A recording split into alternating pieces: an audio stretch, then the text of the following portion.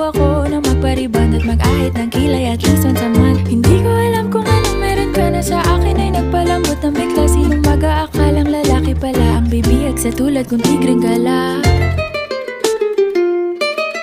Kahit ako'y titibok-tibok, puso ko ay titibok-tibok pa rin sa'yo.